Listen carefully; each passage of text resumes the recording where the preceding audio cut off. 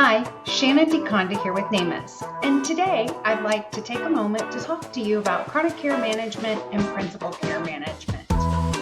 Now, I'd like to focus today on auditing of these services. And we've talked about this in Let's Chat sessions before, audit tips, but I think we have down pretty well what we need to document for these services. But I'm afraid that a lot of times when these services are audited, there's just a lack of clear medical necessity behind the reason these services are being performed and then ongoing performance. Also, let's focus also on the difference between chronic care management and principal care management and the requirements. So first, let's talk about medical necessity. Both of the care management programs have been created in order to keep patients from further exacerbation or from further issues or hospitalization requirements due to their current status. So, when we're doing aftercare, touching these patients 20 or 30 minutes as required per code every single month, the work that is done is in that effort to maintain their current status or improve their current status and prevent recurrent hospitalization.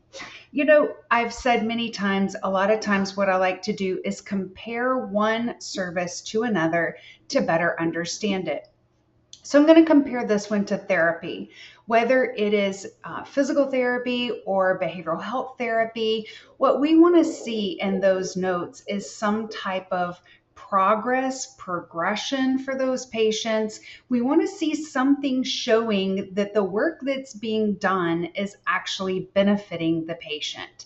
And I think that's another thing that's oftentimes missing when we're reviewing chronic care management and principal care management is how is this patient progressing? How are they doing?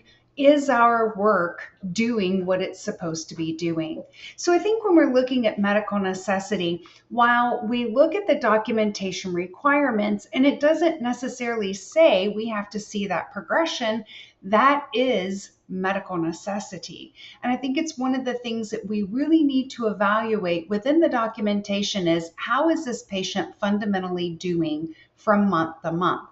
We may not see that in 10 calls or 10 phone encounters or text messages with that patient over the month, but within the overall month, we can hopefully see some progress or progression or lack of progression, I guess I should say, when it comes to principal and chronic care management.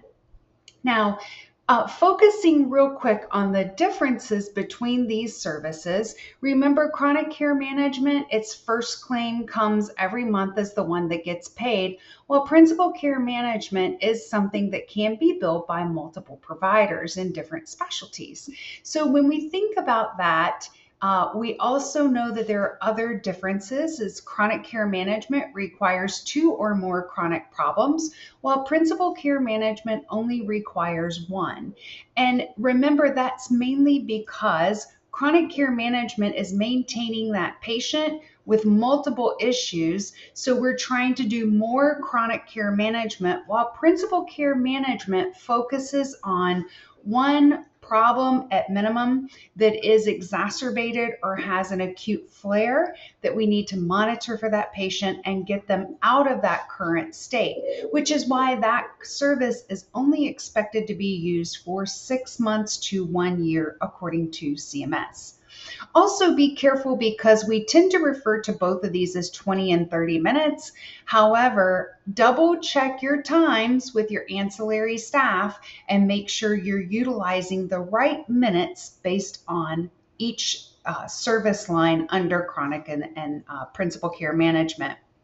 I really want to encourage you, if you're not using these resources within your organization, principal and chronic care management, really consider implementation. While a lot of EMRs have not advanced enough to have great logging systems for this, We could go back to old-fashioned spreadsheets to get there. It's not a difficult service to do, and oftentimes so many of our organizations are already doing the work involved, just not documenting it appropriately or billing for it. If you have any questions about these services, I'm always around. Post your comments here, hit like and subscribe, and I'll chat with you next time. Have a great day.